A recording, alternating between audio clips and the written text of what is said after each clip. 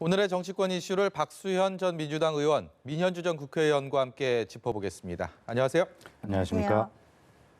본격적인 대담에 앞서서 박가영 앵커가 준비한 숫자로 읽는 1번지를 통해 오늘의 주제 숫자부터 만나보시죠. 네, 숫자로 읽는 1번지, 오늘의 숫자는 3입니다. 지금 국회에서는 청와대를 대상으로 한 국회 운영위원회 전체 회의가 열리고 있는데요. 청와대 핵심 참모인 일명 3실장이 모두 출석했습니다. 오늘 국회 운영위원회의 주요 안건은 내년도 예산안이지만 노영민 비서실장과 김상조 정책실장, 그리고 정의용 국가안보실장까지 청와대 핵심 3실장이 모두 자리한 만큼 정작 초점은 다른 곳으로 향했습니다. 청와대 민정수석실과 관련한 유재수 전 부산시 경제부시장의 감찰 중단 의혹, 그리고 김기현 전 울산시장에 대한 하명 수사 의혹 때문인데요. 자유한국당이 이 사안들을 친문 게이트로 규정하고 집중 추궁하자 노영민 비서실장은 제기된 의혹에 적극적으로 해명했습니다. 이런 한국당의 공세에 민주당도 반격에 나섰습니다. 민주당은 나경원 원내대표의 총선 전 북미 정상회담 자제 발언을 비판했는데요. 정의용 국가안보실장도 나경원 원내대표의 발언이 매우 부적절했다고 거들었습니다. 20대 마지막 정기국회는 내년 총선을 앞두고 최후의 결전을 치르는 모양새입니다.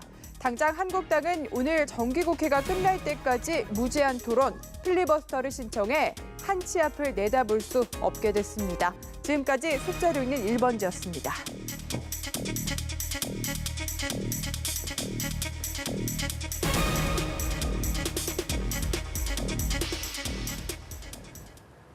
네, 황교안 자유한국당 대표가 단식 8일 만에 중단을 선언했습니다. 공수처법과 그리고 선거법 개정안에 대해서는 총력 저지의 뜻을 밝혔는데 자유한국당이 이 상황에서 오늘부터 국회 본회의에 대한 정기국회에 대해서 무제한 토론, 필리버스터를 하겠다라는 공식 선언을 했습니다. 좀 예상하지 못했던 상황인 것 같습니다. 다음 달 3일 날에 대해서는 사실상 계산표에 있었는데 오늘부터 뭐 유치원 3법부터 필리버스터 들어간다. 이 부분은 어떻게 보셨습니까? 예, 황교안 대표께서 단식을 안 하시겠다 접으신 것은 참 잘하신 것 같습니다. 국회에 들어오셔서 대화와 협상을 통한 정기국회 마무리 이런 것들을 해야 될 때지요. 네. 그런데 지금 앵커께서 말씀하신 대로 아마 본회의가 12월 9일과 10일 정도에 아마 예상을 하고 있었을 겁니다. 네. 왜냐하면 필리버스터가 충분히 예정이 돼 있기 때문에 예상이 되기 때문에요. 네. 그래서 그렇게 계산을 하고 있다가 오늘 갑자기 이 비쟁점 법안 198건의 비쟁점 법안을 처리하기로 한 오늘부터 강하게 필리버스터를 두르는 것은 좀 예상하지 못했던 일이죠. 네. 아마 자유한국당은 그럴 것 같습니다.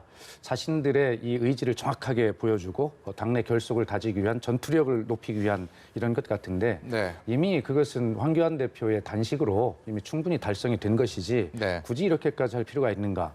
오늘 뭐 여러분 잘 아시겠습니다만은 오늘 예정됐던 처리 법률 중에 안건 중에 유치원 3법이라든가 그다음에 그 어린이 보호구역 내에 CCTV를 설치해서 어린이를 보호하고자 하는 민식이법이나 해인이법 이렇게 정말 국민이 아주 오래 목마르게 기다려왔던 이런 민생 법안, 안전 관련 법안들이 줄지어 있거든요. 네. 그리고 자기들이 발의한 법도 있습니다. 네. 이러한 것까지 잡으면서 이렇게 하는 것은 아마 국민들로부터 더 아마 공감을 얻지 못할 것이다라는 생각이 듭니다. 네. 말씀하신 대로 지금 민생 법안까지 이렇게 막아가면서 필리버스터를 하면 시간이 지날수록 역풍에 휩싸일 수도 있거든요. 지금 네. 한국당 전략 좀 어떻게 평가하십니까? 필리버스터를 이제 자유한국당이 신청할 거라는 거는 이미 예상이 됐던 거고요. 특히 선거법과 공수처법 관련해서는 자유한국당뿐 아니라 네. 이제 바른미래당 내 변혁 의원들도 필리버스터를 이제 참여할 거다라는 건 이미 예상이 됐었습니다. 예. 네. 그런데 오늘 이제 전격적으로 오후에 발표되면서 시작을 한다고 하는데요. 네. 말씀하신 박소연 의원님께서 말씀하신 대로 사실 이 민생 법안입니다. 쟁점이 없고요. 그리고 이제 관련된 부모님들께서 지난주에 직접 국회를 찾아서 눈물로 호소하는 모습도 다 국민들께서 보셨는데요.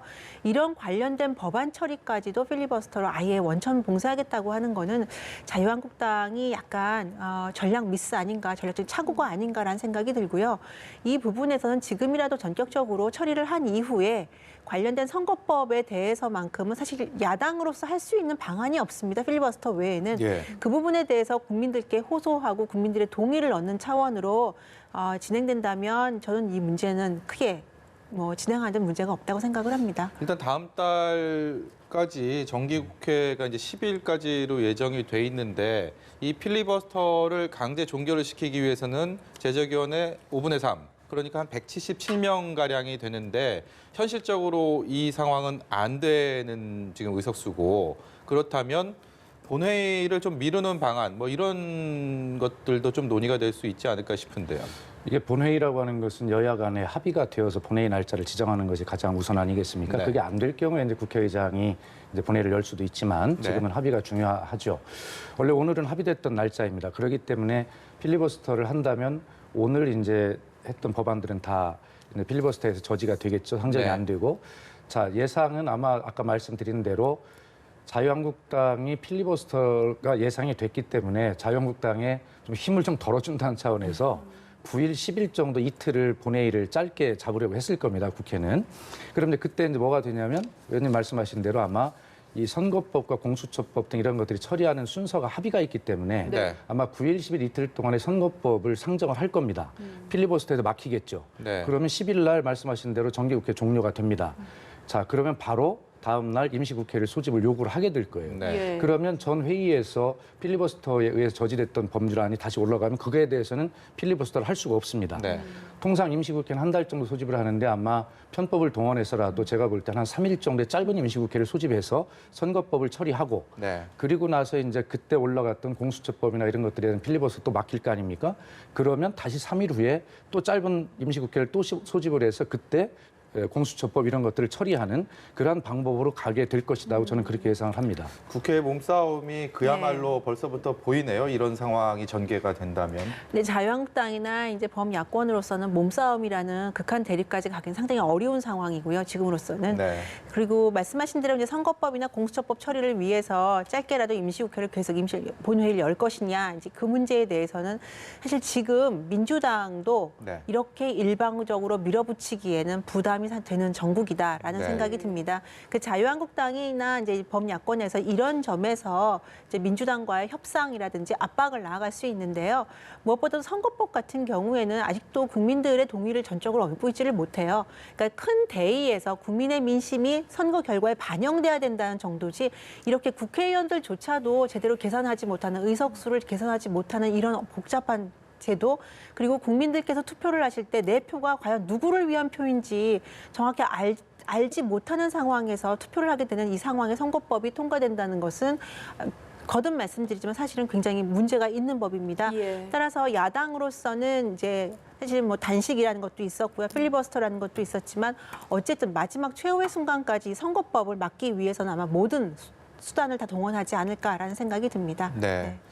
네, 국회 운영위원회 얘기로 좀 넘어가 보겠습니다. 저희가 필리버스터 관련된 얘기는 앞으로도 계속 며칠 동안 전해드려야 될 것 같아서 오늘은 여기까지 접고, 운영위원회가 원래 예산안 심사를 위해서 오늘 열렸는데 그건 뒷전이었고, 최근 불거진 유재수 전 부산 부시장에 대해서 그리고 감찰을 중단했다는 의혹, 그리고 또 한 가지 김기현 전 울산시장에 대한 하명 수사 의혹과 관련해서 여야의 격한 격돌과 설전이 있었습니다. 그리고 청와대에 여기에 대한 반박이 있었고요. 이 일련의 이런 의혹과 의혹 제기와 여기에 대한 그 반박에 대해서 가장 중요한 포인트는 어디다 두고 봐야 되겠습니까? 예, 지금 이런 패스트트랙 이 전국에서 자유한국당이 선택할 수 있는 또 하나의 카드라고 보여집니다.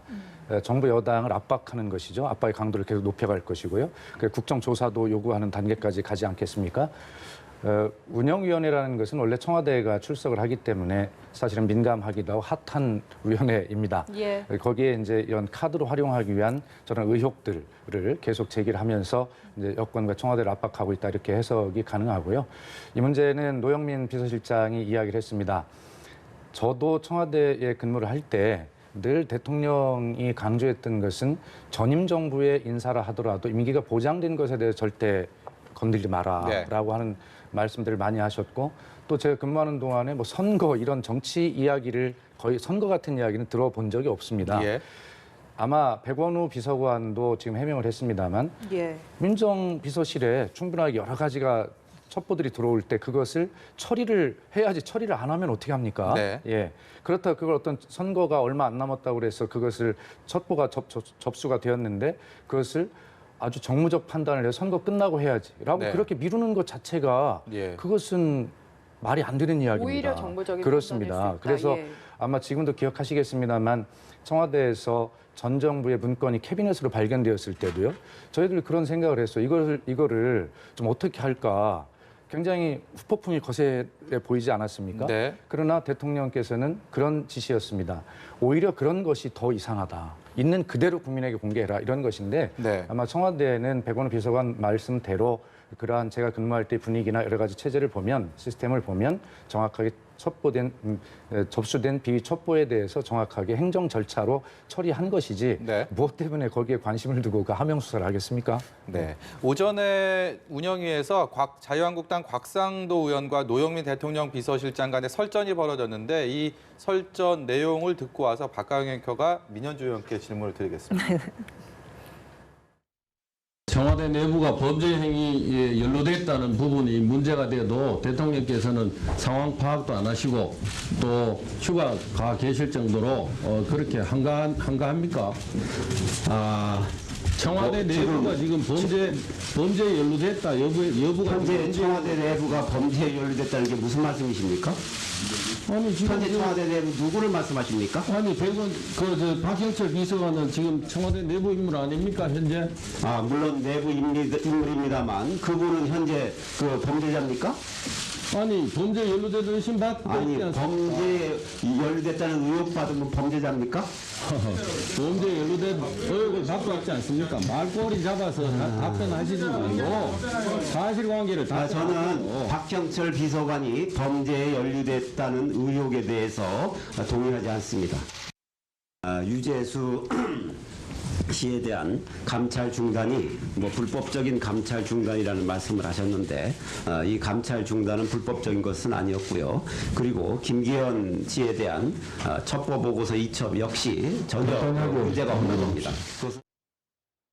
네, 노영민 비서실장의 마지막 발언도 그렇고 지금 박수현 전 의원도 그렇고 두 사람 모두 문제가 없었고 오히려 들어온 첩보를 이첩을 안 한 게 직무유기다 이런 입장이거든요. 네. 여기에 대한 생각 어떠십니까?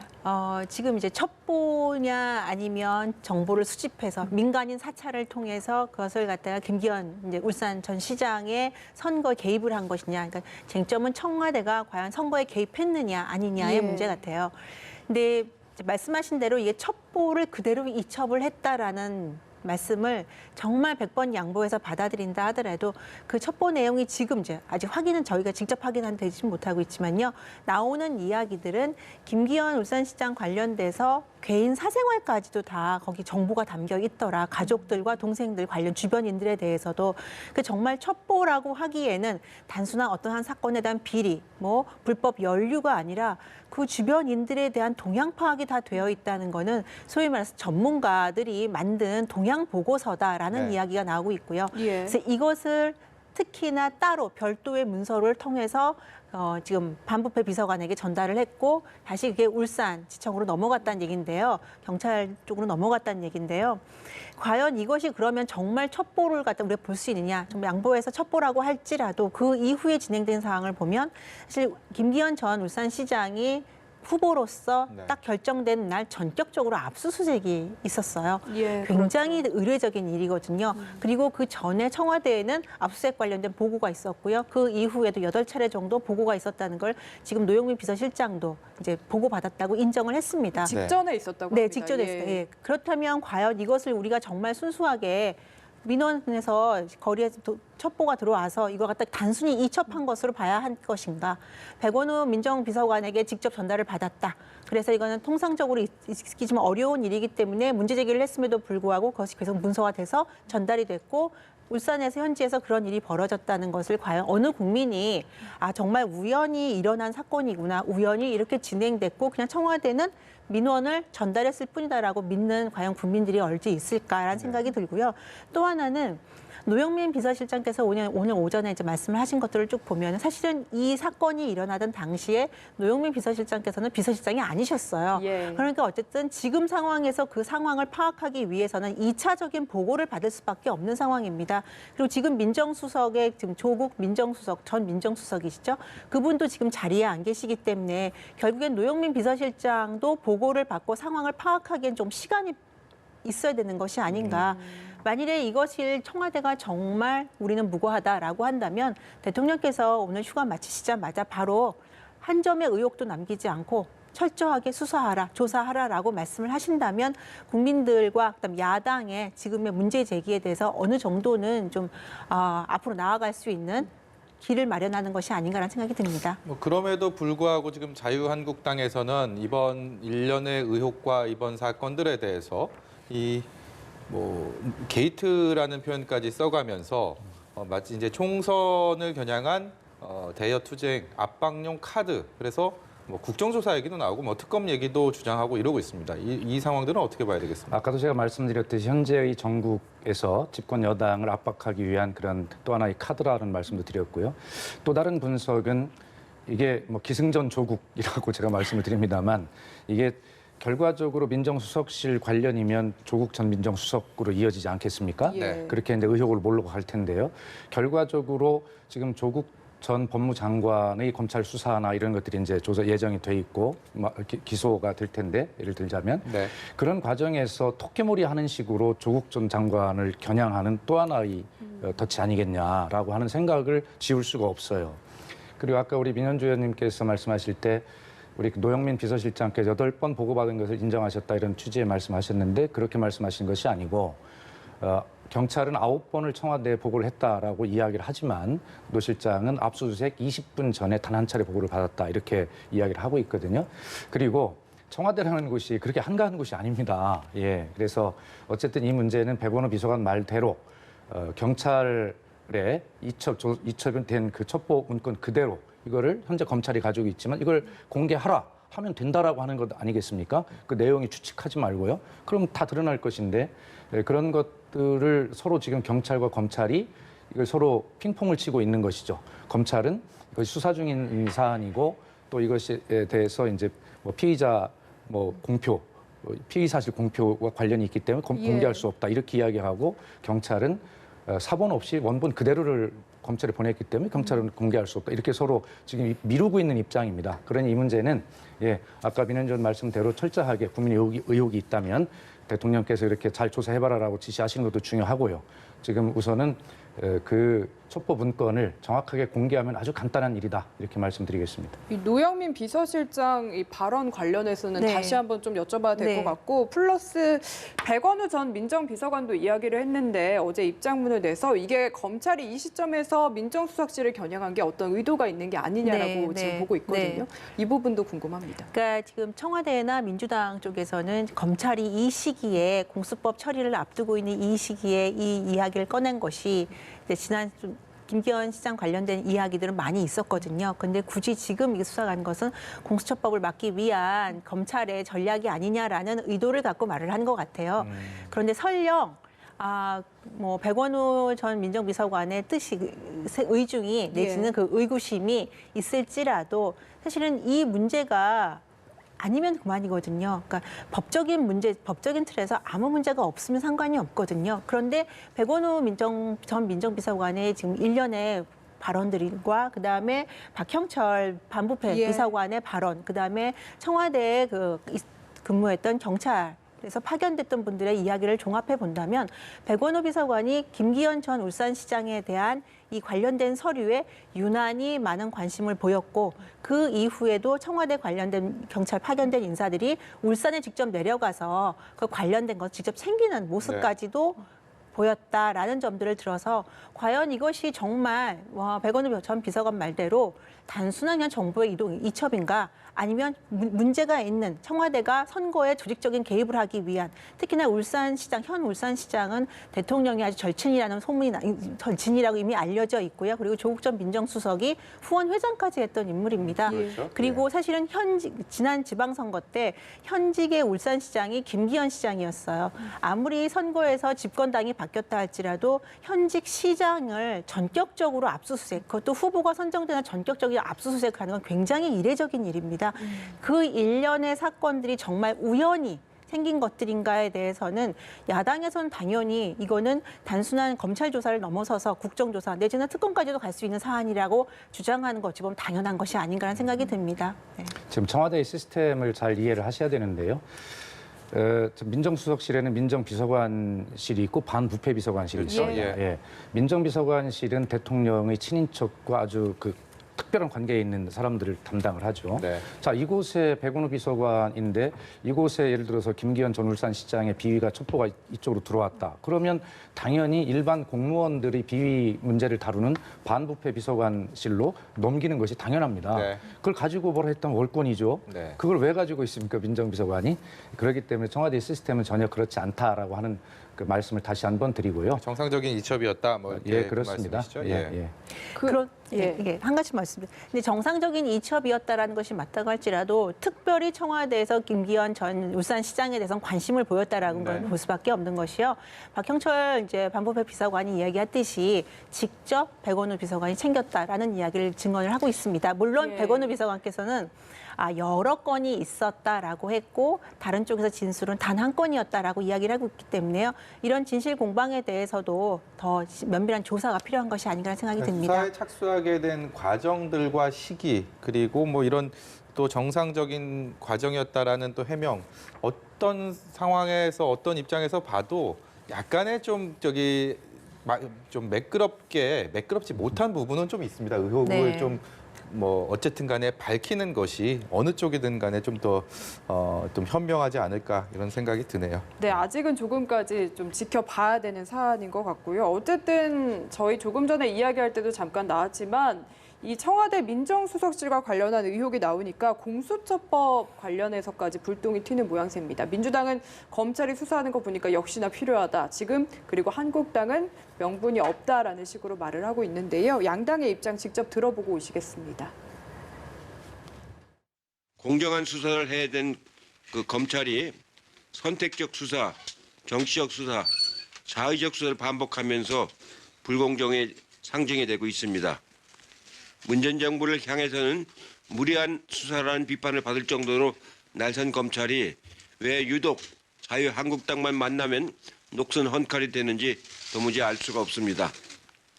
지금 검찰의 수사 행태는 공수처의 필요성을 더욱 절감하게 하는 것입니다. 여당은 국정조사 즉각 수용하십시오. 3종 친문 게이트의 충격적 실체를 두 눈으로 보고도 여전히 공수처를 입에 올린다는 것은 모렴치 중에 모렴치입니다. 추악한 부패나 저지른 정권이 누굴 수사하겠다는 것입니까? 공수처 설치의 명분은 완전히 사라져버렸습니다. 네, 민주당 대표는 한국당 패스트트랙 충돌 사건에 대한 수사가 제대로 안 되고 있기 때문에 공수처가 필요하다 이런 얘기고 자유한국당 원내대표는 저희가 좀 아까 말씀드렸던 뭐 김기현 전 울산시장이나 유재수 전 부산시 부시장에 대한 이런 의혹들 때문에 공수처 설치가 불필요하다. 글쎄요, 이 두 정치권의 얘기를 어떻게 받아들여야 될지 모르겠습니다. 이 공수처법에 대해서 어쨌든 필요가 있다, 필요가 없다라는 전혀 이렇게 엇갈리는 해석을 내놓고 있습니다. 완전히 아전인수 해석이죠. 예를 들어서 유재수 전 부시장의 문제나 뭐 이런 고위공직자들이 비리가 있었다면 당연히 그런 걸 하는 이제 공수처가 필요한 것인데 그것을 왜 필요 없다는 논리로 비약을 하는지 이해가 할 수가 없어요. 어쨌든 이 공수처 문제에 대해서 다시 한번 좀 제가 정리를 해드리면 야당은 공수처장을 대통령의 입맛에 맞는 사람을 임명을 해서 그것을 네. 좌지우지할 거다. 이게 핵심 아니겠습니까? 예, 그렇죠. 그런데 공수처장을 대통령이 임명하지 않습니다. 실질적으로는 어떻게 돼 있냐면 7명으로 이루어진 공수처장 후보 추천위원회가 있지 않습니까? 거기에 여당이 2명, 야당이 2명을 추천하도록 돼 있어요. 당연히 네. 사실상 빼고요. 그런데 7명 중에 6명 이상이 찬성하지 않으면 후보가 될 수 없습니다. 그러니 자유한국당을 비롯한 야당이 2명 추천하게 돼 있는데 네. 이렇게 보면 대통령 입맛에 맞는 사람을 고르는 것이 아니라 야당의 마음에 들지 않으면 공수처장이 될 수 없습니다. 얼만큼 더 이 정치적으로 독립적이고 중립을 지킬 수 있는 문제입니까? 근데 왜 그걸 그렇게 두려워하시는지를 모르겠어요. 그래서 이 공수처 문제는 검찰 개혁의 가장 중요한 핵심이고 검찰 개혁에 대해서는 많은 국민, 여야 할 거 없이 검찰 개혁이 필요하다는 데 동의하고 있습니다. 검찰 개혁의 필요성에 동의하면서 왜 그 핵심인 공수처는 안 된다는 것입니까? 그리고 공수처가 그렇게 이용될 가능성이 없다는 것은 제가 지금 그 공수처장 선출, 임명 과정을 설명을 드려서 충분히 이해하시리라고 믿습니다. 자유한국당은 너무 두려워하지 마시고 당당하게 이 공수처를 만들면 검찰 개혁이 이루어진다. 이런 자신을 좀 가지고 임하셨으면 좋겠다는 말씀을 드립니다.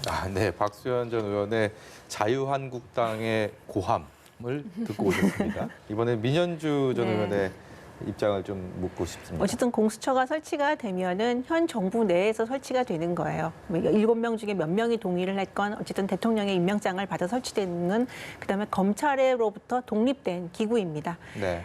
지금의 공수처에 대해서 전 사실은 공수처법을 좀 수정해서 민주당이나 안을 좀 수정해서 공수처가 통과되는 것이 좀 바람직하다라고 네. 믿었던 이제 생각했던 사람 중에 한 사람인데요.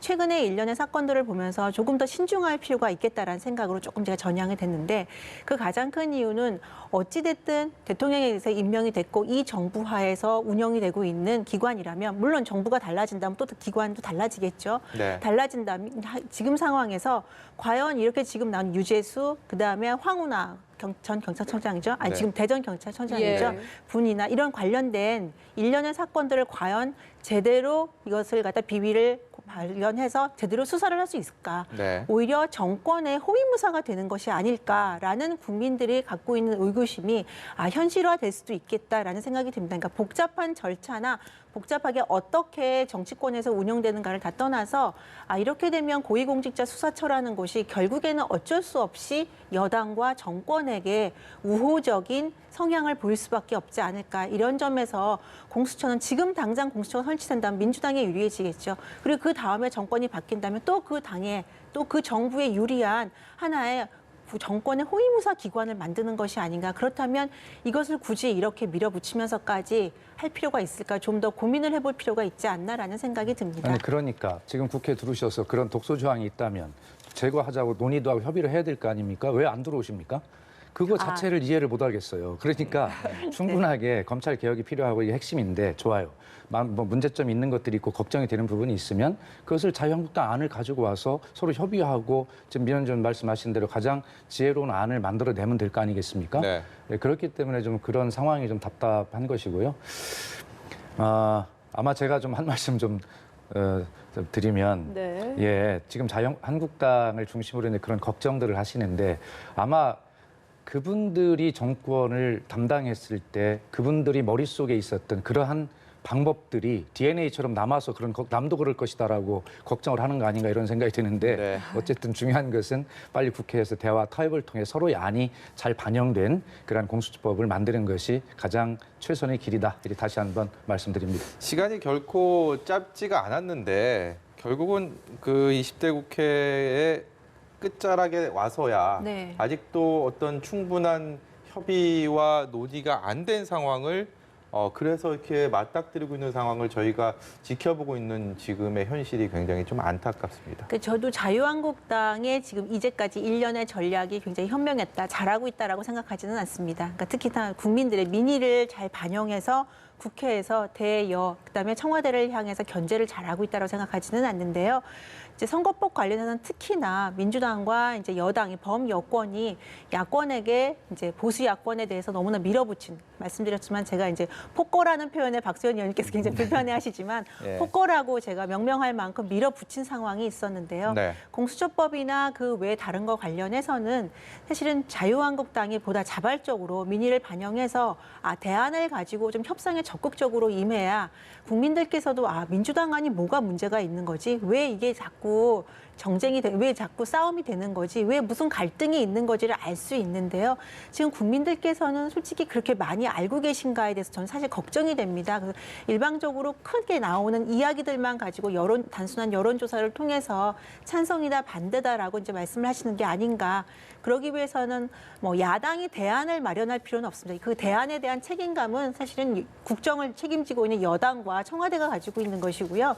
하지만 야당이 당당하게 그 어떤 점이 가장 문제가 되는지에 대해서 정확하게 짚어서 국민들께 알리는 역할을 좀 해야 될 필요가 있다고 생각합니다. 이 선거법 개정은 선거 1년 전까지 하도록 되어 있지 않습니까? 현재도 네. 불법 상태입니다. 이 불법 상태를 유지하면서 자유한국당이 자기들이 아는 이거다라고 지금 내놓은 게 이제 그 비례대표 폐지와 이거 있지 예. 않습니까? 자, 민주당과 정개특위에서 다른 야당들은 225대 75를 이제 서로 안을 내놓은 거란 말이에요. 이 접점을 좁혀야죠. 대화를 해야 됩니다. 예. 근데 대화를 안 하고 자꾸 말씀하시니까 문제가 있는 거죠. 네, 알겠습니다. 오늘 두 분 말씀 여기까지 듣겠습니다. 박수현 전 민주당 의원, 민현주 전 국회의원과 함께했습니다. 말씀 감사합니다. 고맙습니다. 감사합니다.